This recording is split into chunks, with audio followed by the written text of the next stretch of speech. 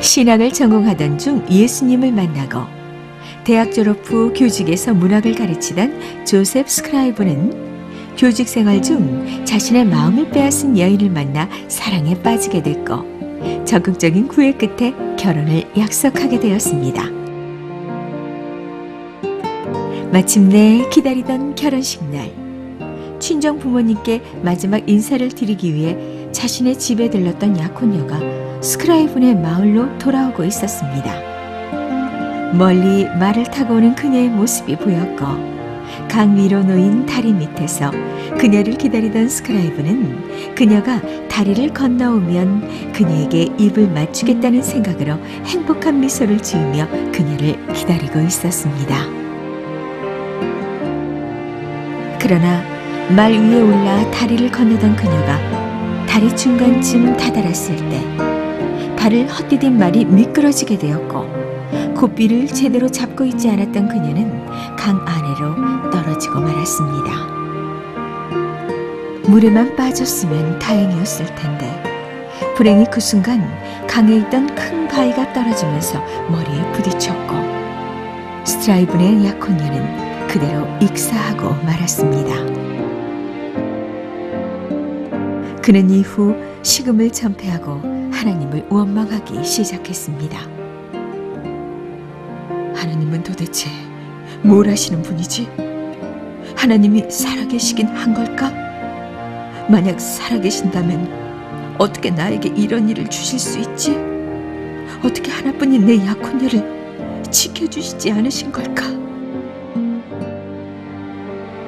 스크라이브는 결국 마을을 떠났고 슬픔을 잊기 위해 캐나다로 이민을 떠났습니다. 그는 자신의 재산을 가난한 사람들에게 나누어 주었고 무보수로 목공일을 하면서 빈민가를 수리해 주었습니다.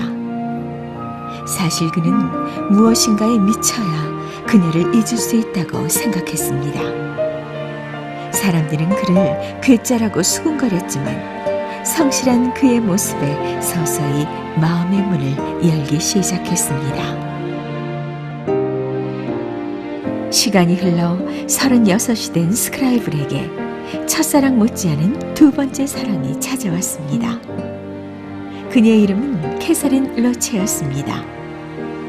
그런데 결혼을 약속하고 식전에 세례를 받기로 한 캐서린이 폐렴에 걸렸고 결혼식을 연기한 스크라이븐이 4개월 동안 극진한 간호를 했지만 결국 일어서지 못하고 그녀 역시 세상을 떠나고 말았습니다. 스크라이브는 이제 주님을 제외하고 어디서도 위로를 얻지 못하게 되었습니다.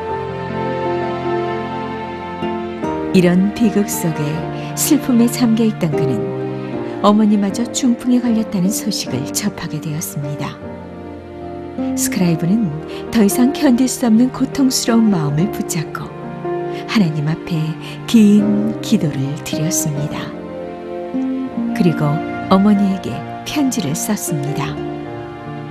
편지에는 사랑하는 사람을 2번이나 잃었지만 예수님을 통해 위로받은 스크라이븐의 마음과 어머니가 기도를 통해 병과 근심에서 벗어나기를 간절히 바란다는 소망이 간절히 담겨 있었습니다. 그 글이 바로 죄짐 맡은 우리 구주의 가사 1절과 2절입니다. 이런 생활 속에 그는 매일 기도하며 하루를 마무리하였고 자신이 느낀 바를 글로 옮겨 3절을 완성했습니다. 그리고 57살이 되던 해 남편과 사별하고 혼자 살던 포터라는 여인과 결혼했습니다. 스크라이브는 그로부터 10년 동안 눈을 감는 순간까지 포터에게 지극한 보살핌을 받았습니다. 마치 평생 동안 받은 상처와 아픔, 그리고 베풀었던 선행들에 대해 하나님께 보상받은 것처럼